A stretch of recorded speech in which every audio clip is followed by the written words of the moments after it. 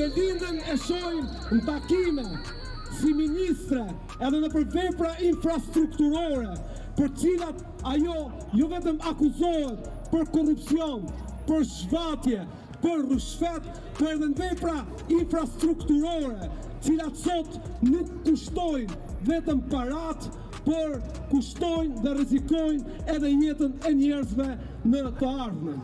Nuk jam mirë sepse në pallat uji vjen i ndotur, sepse komshit e mi vdesin të vetmuar, sepse fëmijët nuk kanë ku të luajnë. Edhe do vinë protest derisa Edi Rama të dorëzoj Belinda Ballukun, edhe derisa oligarkët që janë partneritet me ta të dorëzojnë privilegjet tek njerëzit. Ne duhet të flasim se si shteti që përfaqëson për 1.000.000 shqiptarët, duhet të ketë prioritet kryesor mbrojtjen e shtresave nevojë të pensionistëve, që ky shtet u ka zhdukur nga regjistrat vitet e kontributit në punë,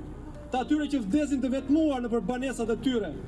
të fëmijëve dhe plejve që lypin rrugëve. Nëse nuk vendosim dignitetin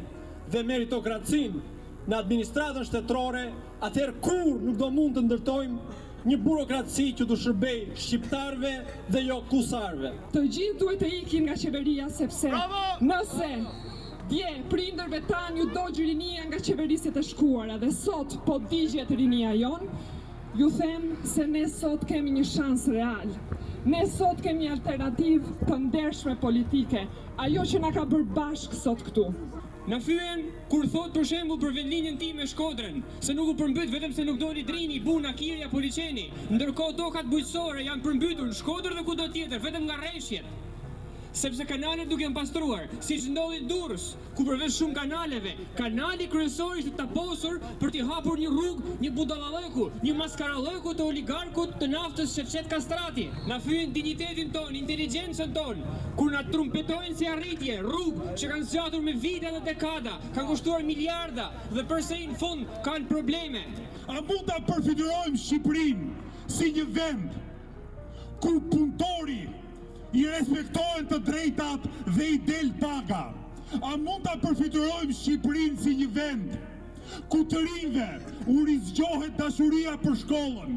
ku i moshuari nuk është më barë për familjen e vet, po jeton me pension e dinjitetshëm, ku fermerit nuk i shkon në kanal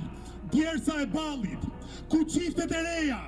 nuk kanë më frikë që të bëjnë fëmijë, ku profesionistët nuk arratisen nga sytë këmbët, po zgjedhin të kthehen dhe të punojnë e të jetojnë në Shqipëri.